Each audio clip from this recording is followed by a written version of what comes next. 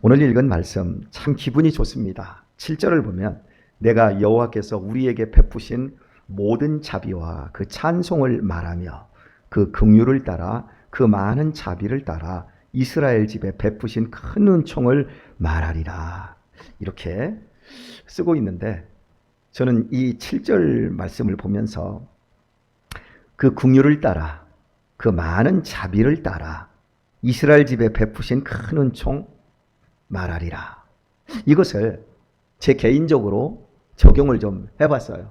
하나님께서 그 긍휼을 따라 그 많은 자비를 따라 나에게 베푸신 큰 은총 말하면 끝이 없는데 말하리라 이렇게 이야기하고 있어요. 여러분 가정에도 베푸신 은총을 하나님께서 말씀하실 때 기분이 좋아질 수 있는 여러분이 되시길 바랍니다. 또한 이 말씀을 우리 교회에 또 우리나라에 적용을 할 때도 긍휼을 따라 그 많은 자비를 따라 이게 모두 다 사랑이거든요. 하나님이 이스라엘 백성들을 이렇게 사랑하셨다라고 하는 걸 이제부터 내가 말해보겠다 이런 표현입니다. 그리고 나서 8절을 보면 여호와께서 말씀하시되 다시 말하는 걸 이걸 강조하고 있어요. 하나님의 말씀입니다. 그들은 실로 나의 백성이요 거짓을 행치 아니하는 자녀라 하시고 그들의 구원자가 되사. 하나님이 먼저 말씀하셨어요. 그들은 실로 나의 백성이다. 거짓을 행치 아니하는 자녀라 하시고 그들의 구원자가 되사 이렇게 말합니다. 저는 이 말씀에 큰 위로와 힘을 받아요. 왜냐하면 우리 같은 것이 무슨 거짓을 행치 안 합니까? 얼마나 거짓됩니까 우리가. 그런데도 하나님이 나의 백성이요 이렇게 말하며 먼저 구원자가 되셨다. 이런 표현들을 우리가 직접적으로 어디에 맞춰서 쓸 수 있느냐, 그것은 십자가에 밖에 맞춰서 설명이 안 돼요. 우리가 죄인 되었을 때 하나님께서 당신의 아들을 십자가에 죽이심으로 말미암아 우리에게 대한 당신의 사랑을 확증하셨다라고 말씀합니다. 우리가 아직 하나님과 원수 되었을 때, 우리가 연약하여 하나님을 모를 때 하나님은 그 긍휼을 따라 그 많은 자비를 따라 십자가에서 그 귀하신 예수 그리스도를 죽이시고 그분의 피로써 우리를 깨끗하게 하시고 구원해 주셨습니다. 그 얘기 하나님이 이 본문 속에 숨겨놓고 출애굽이라고 하는 사실을 이끌어서 말씀하기를 원하고 계십니다. 그래서 11절 말씀을 보면 백성이 옛적 모세의 날을 추억하여 가로되 백성과 양무리의 목자를 바다에서 올라오게 하신 자가 이제 어디 계시뇨.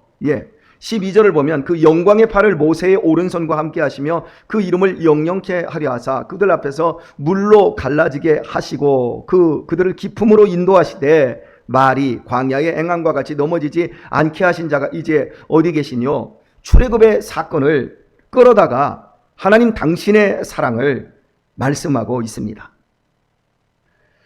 하나님께서 이스라엘 백성들이 거짓이 없기 때문에, 그들이 당신의 백성으로 거룩하기 때문에 이스라엘 백성들을 애굽에서 건져내신 것이 아니라 하나님께서 일방적으로 너희는 내 자녀야, 너희는 나의 백성이야 라고 선포해 놓으시고 그들을 끄집어내셔요. 그 다음에 시내 산으로 불러내신 다음에 하나님께서 하신 말씀이 뭐냐면 너희들 나와 함께 언약을 맺자. 이걸 시내 산 언약이라고 해요. 하나님이 약속하자는 거예요. 너희들하고 나는 너희의 하나님이 되어줄 테니까 너희는 나의 백성이 되줄래? 라고 하나님이 물어요. 그러자 이스라엘 백성들이 좋아가지고 우리는 하나님의 백성이 되겠습니다. 그러자 하나님께서 소를 잡아서 그 백성에게 피를 뿌립니다. 그리고 나서 너희는 이제 나의 백성이 되었으니 이제부터 거룩하여라. 앞뒤가 완전히 달라요. 그러니까 이스라엘 백성들을 일방적으로 건져내신 다음에 구원을 먼저 하신 다음에 이스라엘 백성들에게 말씀하는 거예요. 너희가 내 백성 될래? 나는 너희의 하나님이 될 테니까. 이게 십자가예요. 내가 먼저 붙든 십자가가 아니에요. 내가 먼저 살려달라고, 내가 먼저 하나님 나는 죄 가운데 있습니다. 나를 구원하여 주셔야 되겠습니다. 나를 구원하시면 내가 하나님 잘 섬겨드리겠습니다. 우리의 신앙의 모습은 이런 식으로 가요. 하지만 신앙의 진면은 우리를 그리스도께서 십자가로 말미암아 먼저 구원해 내시고 하나님의 집인 교회로 데려다 놓으셨습니다. 그리고 나서 이렇게 새벽마다 주일마다 금요일에 수요일에 여러분에게 설명을 하는 겁니다. 너희가 구원을 먼저 받았다. 너희는 하나님의 백성이다. 나의 자녀다. 그러면서 너희는 거짓이 없어. 우리는 거짓이 있거든요. 그런데 너희는 거짓되지 않아. 왜요? 하나님이 책임지고 있으니까 우리의 구원이 하나님 안에서 완성이 되는 거예요. 우리 정말 마지막에 거짓이 없는 사람이 됩니다. 거짓이 있을 수가 없어요. 예수님을 믿는데, 하나님을 아는데, 천지만물의 주인이신 하나님을 알고 그분의 구속함을 하시고 지금까지 지내온 것도 모두 주의 크신 은혜이지만 앞으로 영원히 펼쳐지게 될 그 역시도 은혜로 이루어질 일임을 내가 아는데 어떻게 거짓된 믿음을 가질 수 있겠습니까? 참된 믿음을 가질 수밖에 없지요. 하나님의 일하심의 방법이 이렇습니다. 어제 저녁에 우리 집에 비밀 하나가 드러났습니다. 우리 유신이가 큰아들이잖아요. 12살, 13살이잖아요. 이 녀석이 어제 그저께 저하고 운동을 하고 저녁에 들어오면서 아버지 하드 좀 사갑시다. 그래서 그러자 해가지고 동네 이제 무인 아이스크림 전문점에서 하드를 16개를 사왔어요. 그래서 냉장고에다 딱 집어넣고 야, 하나씩 먹을래? 나는 밤에는 안 먹으니까 니네들 먹어라 해가지고 아들놈 3개 먹고 딸 하나 먹고 그럼 16개 중에 몇 개가 남았어요? 예? 12개는 아시죠? 그죠? 예, 12개가 남았습니다. 그리고 어제 종일 아무도 안 먹었습니다. 그리고 나서 어제 저녁에 땀 뻘뻘 흘리고 아들들하고 운동하고 돌아와서 하드를 딱 먹으려고 하니까 하드가 6개밖에 안 남았습니다. 그래서 어제 아침에 아내는 어제 한양대학교에 인턴십이 있어서 아침 7시에 나갔고 우리 딸은 10시 정도에 점심밥 자기가 다 준비 반찬까지 다 해놓고 아버지 점심에 식사 이렇게 이걸로 하세요 해놓고 나갔어요. 그러니까 하드 먹은 사람이 없어요. 근데 하드가 벼요. 어떻게 된 걸까요? 그래서 이거 천사가 와서 먹었을까? 뭐 이제 유신이가 이제 그걸 추적해서 찾는 거예요. 그런데 딱 한 사람 의심되는 사람 하나가 있어요. 우리 막둥이. 어떻게 된 거야? 아니, 안 먹었다고 하는 거야. 근데 숫자가 왜 우리 집에 와도 누가 온 사람이 없는데. 그래서 이제 나중에 막 얘기를 하다 보니까 자다 일어나서 먹는 거예요. 우리 막둥이 우리 집에 살찐 사람이 없는데 우리 막둥이가 살이 찐단 말이에요. 대체 이 녀석이 왜 살이 찌지? 우리 집 식단으로는 절대 살이 안 쪄요.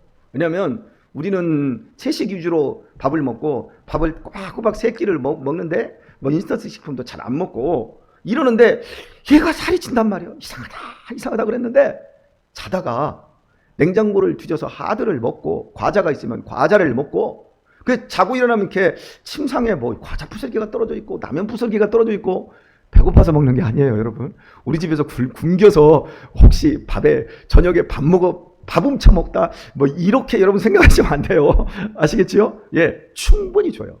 그런데 식탐이 엄청나게 많아요. 여러분 하루 저녁에 여러분 하드 4개씩 여러분 자면서 먹겠습니까? 이런 식으로 이제 먹으니까 얘가 이제 살이 찐 거예요. 그래서 어제 비밀이 다 드러났어요. 그래서 어제 선포했습니다. 우리 집에는 절대 이제 하드 안 사다 놓을 거야. 왜? 우리 막둥이를 위해서 먹으면 먹은 자리에서 다 먹어버리고 끝나자. 어제 제가 이제 그렇게 이야기를 했어요. 여러분 부모는 자식을 알아요. 자식의 특성을 알아요. 자식이 넷을 키워보니까 옛말에 어르신들이 자식은 셋을 키워봐야 자식이 뭔 줄 안다고 그러더라고요. 그런데 제가 아이들 넷을 키우면서 처음에 둘 키울 때는 잘 몰랐어요. 왜? 둘이 성향이 똑같으니까.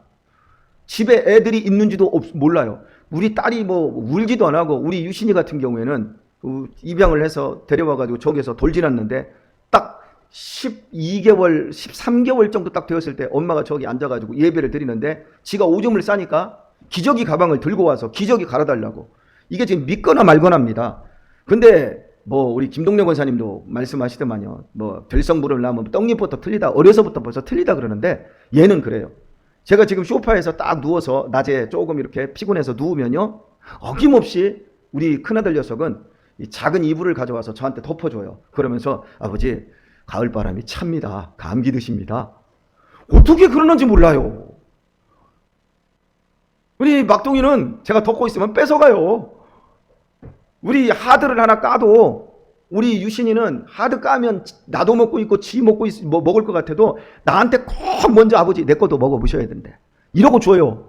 그런데 막둥이는 까면 내가 아버지 거를 꼭 먹어봐야 된대. 그러면 네 것도 나도 먹어보자. 그러면 자기 건 안 줘. 그러니까 여러분 이렇게 자녀들의 성향이 다 다르더만요.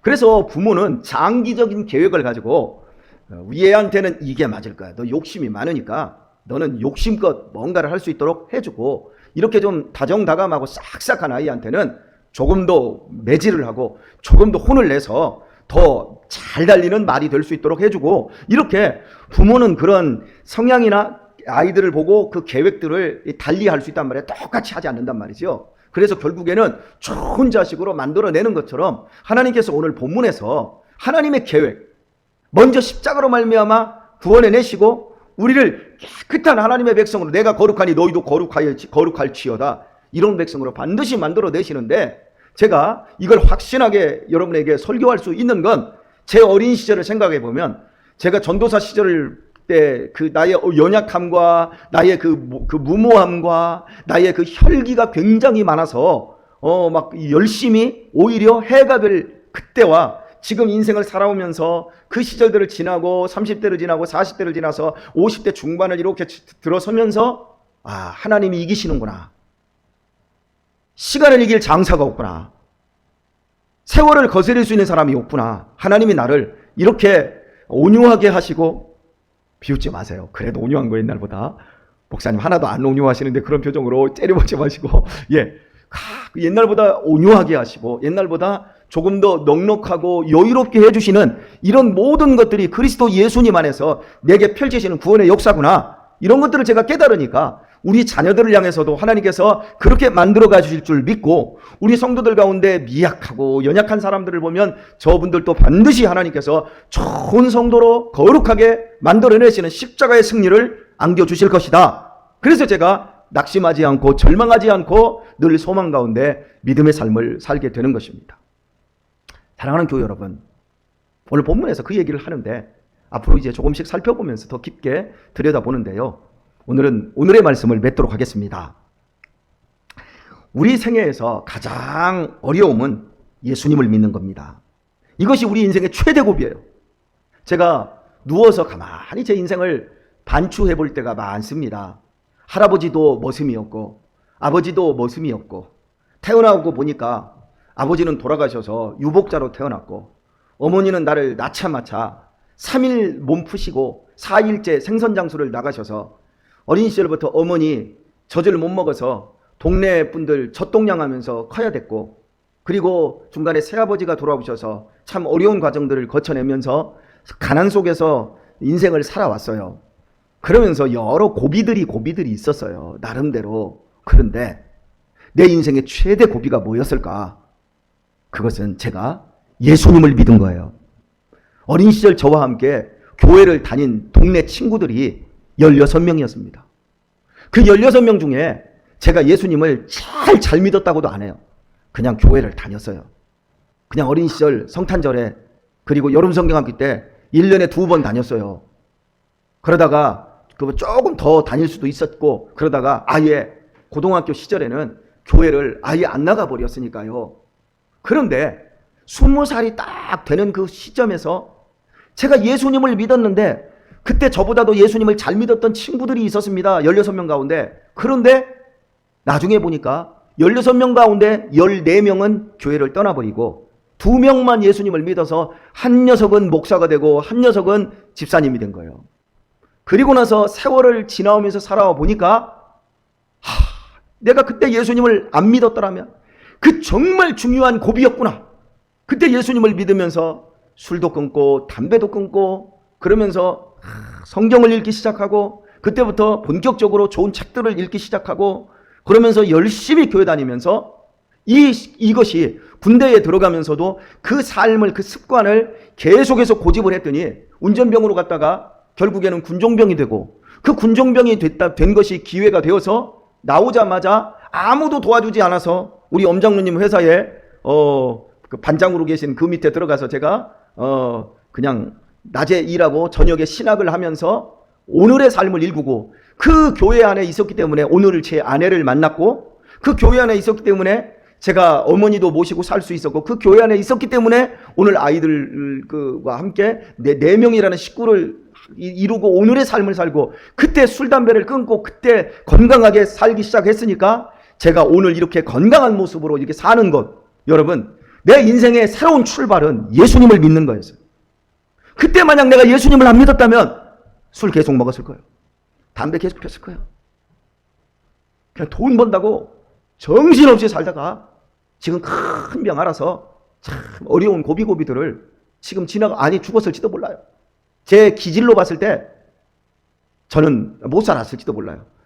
가정도 꾸리지도 못했을 거고 아마 가정 꾸렸어도 벌써 잘못됐을 거예요. 제가 제 인생을 생각할 때 예수 믿는 것이 얼마나 큰 복인지. 근데 내가 믿은 것이 아니라 예수님께서 이 고비를 넘게 해주신 거예요. 오늘 본문은 이렇게 말씀하고 있는 본문이 있어요. 9절입니다. 그들의 모든 환난에 동참하사 자기 앞에 사자로 그들을 구원하시며 그 사랑과 그 긍휼로 그들을 구속하시고 옛적 모든 날에 그들을 드시며 안으셨으나 그들을 들어서 안았대요. 여러분, 이 표현은 들어서 안았다라는 이 표현은 혹시 여러분 손주들 있잖아요. 손주들을 자기 자식 때는 막 혼도 내고 그러는데 꼭 손주들은 혼도 안 내고 막 다 사주고 다 이뻐하잖아요. 무조건 손주들이 있으면 막 들어요. 혹시 내 손주가 아장아장 걸어오고 있는데 저쪽에서 개가 개 한 마리가 막 우리 손주에게 지금 달려오고 있다고 해봅시다. 그럼 여러분 어떻게 하죠? 얼른 가서 손주를 딱 들고 안아서 높이 들지 않겠습니까? 그 표현이에요. 하나님께서 이 세상의 죄악 가운데서 그 가장 위험한 고비 속에서 우리를 번쩍 들어서 당신의 품에 안으신 거예요.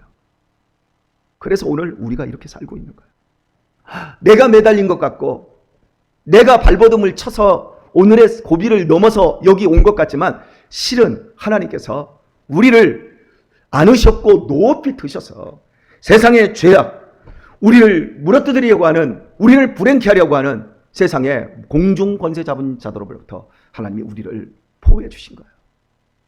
여러분, 잊지 마시고 믿음 안에서 우리를 안으신 하나님의 품, 그것을 항상 기억할 수 있기를 바랍니다.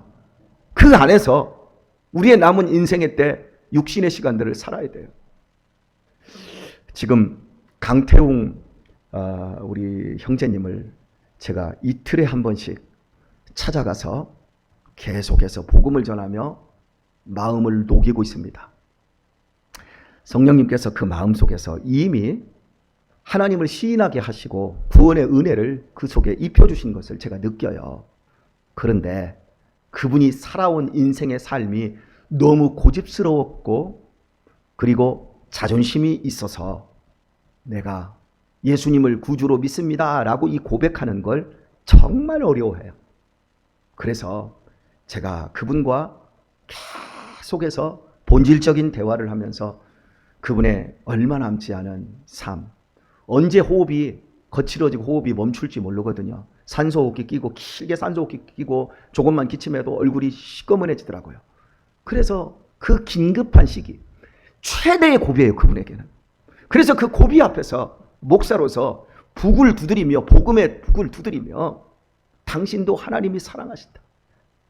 그래서 제가 오늘 이 새벽에 여러분에게도 부탁드립니다.